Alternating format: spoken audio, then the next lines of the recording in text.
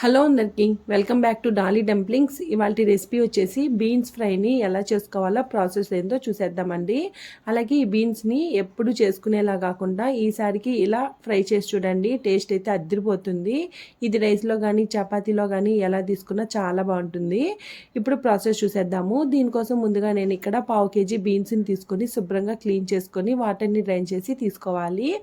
ఇప్పుడు నేను ఇక్కడ వీడియో క్లిప్లో చూపించే విధంగా ఈ బీన్స్ని 2 సైడ్లు ఇలా తుంచుకోవాలండి. ఇలా తుంచుకోవడం వల్ల బీన్స్కి సైడ్స్న పీచ్ లాగా ఉంటుంది, అది వచ్చేస్తుంది. ఇలా అన్నిటికీ క్లీన్ చేసుకోవాలి.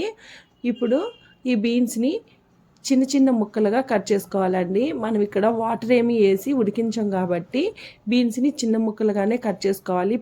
మీరు పెద్ద ముక్కలుగా కట్ చేసుకున్నారంటేను బీన్స్ ఉడకడానికి టైం పడుతుందండి. అలాగే అన్ని బీన్స్ని ఇలా చిన్న చిన్న ముక్కలుగా కట్ చేసుకోవాలి.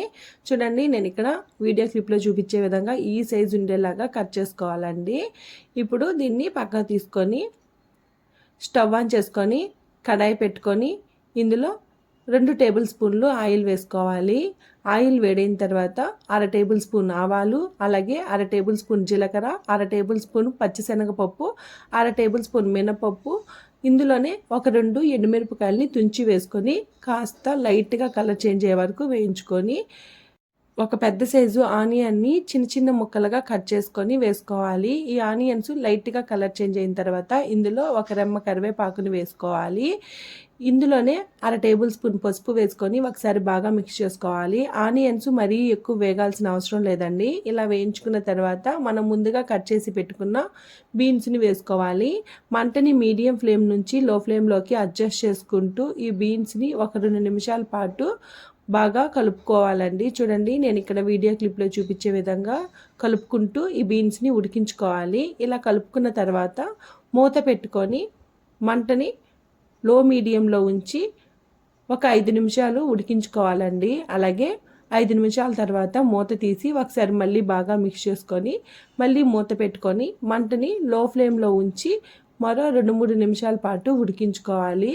ఇలా మధ్యలో మూత తీసుకుంటూ కలుపుకుంటూ ఈ బీన్స్ని ఉడికించుకోవాలి. బీన్స్ ఉడికేలాగా ఒక మిక్సీ జారుని తీసుకొని ఇందులో 2 ఎండుమిరపకాయలని వేసుకోవాలి.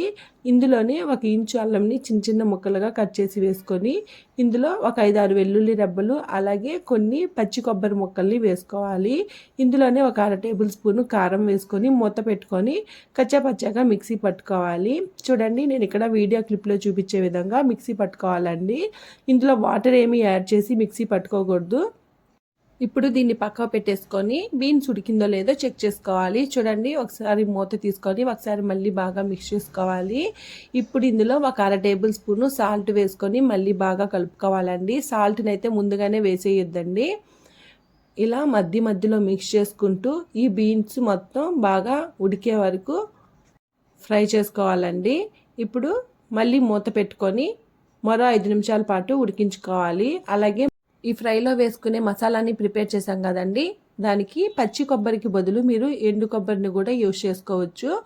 చూడండి, ఇక్కడ బీన్స్ అయితే చక్కగా ఉడికిపోయింది. ఇప్పుడు ఇలా ఒకసారి బాగా మిక్స్ చేసుకొని మనం ముందుగా మిక్సీ పట్టి ఉంచుకున్న ఆ మసాలాని కూడా ఇందులోనే వేసుకోవాలి. మంటని మీడియం టు లో ఫ్లేమ్లోకి అడ్జస్ట్ చేసుకుంటూ ఈ మసాలాని ఒక 2 నిమిషాల పాటు వేయించుకోవాలండి. మనం పచ్చి మసాలా వేసుకున్నాం కాబట్టి ఒక 2 నిమిషాలు వేయించుకుంటే సరిపోతుంది. ఇలా బాగా ఫ్రై చేసుకోవాలి. ఇందులో సాల్ట్ సరిపోయిందో లేదో చెక్ చేసుకొని సాల్ట్ను కూడా అడ్జస్ట్ చేసుకోవాలండి. అంతేనండి, బీన్స్ ఫ్రై అనేది రెడీ అయిపోయింది. ఇందులో సన్నగా కట్ చేసుకున్న కొత్తిమీరని వేసుకోవచ్చు, నేనైతే వేయట్లేదు. చూసారు కదా, దీన్ని వేడివేడిగా సర్వ్ చేసుకుంటే టేస్ట్ అద్దరిపోతుంది. అలాగే చల్లారిన తర్వాత కూడా టేస్ట్ అయితే ఎలాంటి డిఫరెన్స్ ఉండదండి. చూసారు కదా, బీన్స్ ఫ్రైని ఎలా చేసుకోవాలో ప్రాసెస్ ఏందో. ఈ వీడియో మీకు నచ్చితే లైక్ చేయండి, షేర్ చేయండి, కామెంట్ చేయండి. అలాగే ఈ రెసిపీ మీరు ట్రై చేస్తే మీకు ఎలా కుదిరిందో కామెంట్ చేసేసి మన ఛానల్ని సబ్స్క్రైబ్ చేసుకోండి. అలాగే నోటిఫికేషన్ సింబల్ని ఆన్ చేసేయండి. Thank you for watching.